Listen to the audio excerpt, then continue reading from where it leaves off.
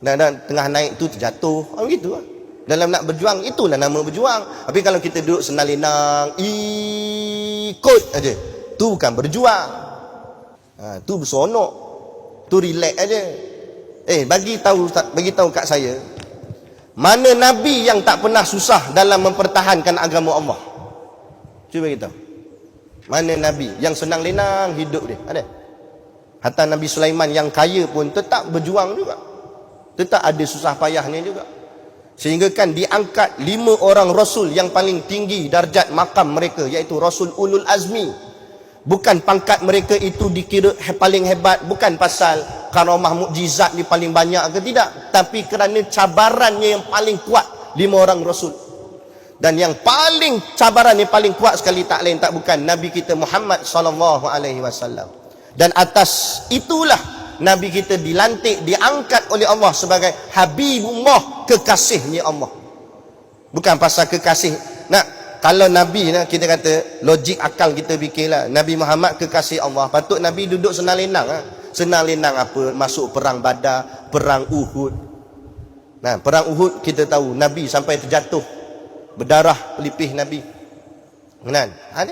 Jadi nak menunjukkan inilah yang kita kena hadap. Tiba-tiba ahli agama kita sendiri pun tak berani, masjid surau kita pun tak berani nak mempertahan dan menegakkan Islam. Macam mana kita nak bawa masyarakat untuk sama-sama junjung Islam? Akhirnya semua ikut flow, ikut rentak yang mereka telah susun. Akhirnya Islam makin ke bawah, makin ke bawah, makin ke bawah. Tak boleh Ustaz, nanti mereka pecat saya Ustaz. Itu cabarannya antara dunia dengan akhirat. Macam mana kita nak korbankan dunia?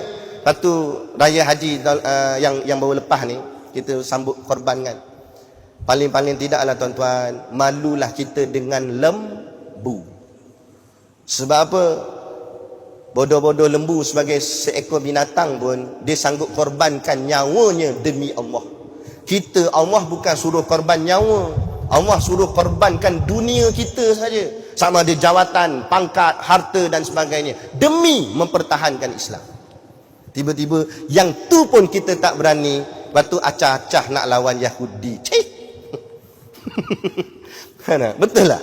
Sembang kedai kopi, jangan tepuk meja terbalik cawan tu.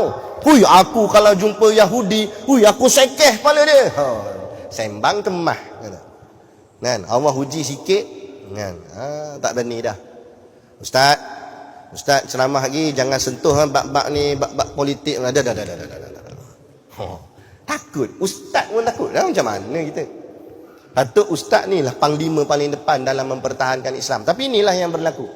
Inilah sebab tu saya cakap mereka membunuh karakter ulama.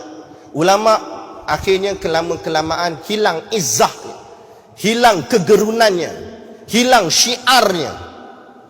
Sehingga kan musuh-musuh Islam, orang kafir tak takut tengok kat kita, tak takut tengok ulama kita.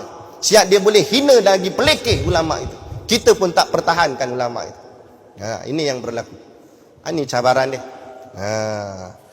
Di mana inilah kita kena ambil cakna. Kalau nenek moyang kita dulu-dulu boleh pertahankan agama dan bangsa ini dan negara ini sungguh-sungguh sehingga ketitisan darah mereka yang terakhir, kenapa kita tidak? Sedangkan darah yang mengalir dalam badan kita, darah mereka juga. Kalau mereka adalah pejuang untuk agama ini, kenapa kita tak boleh jadi pejuang juga untuk agama ini? Inilah cabaran jihad yang kita kena hadap di akhir zaman. Suka atau tak suka, inilah dia.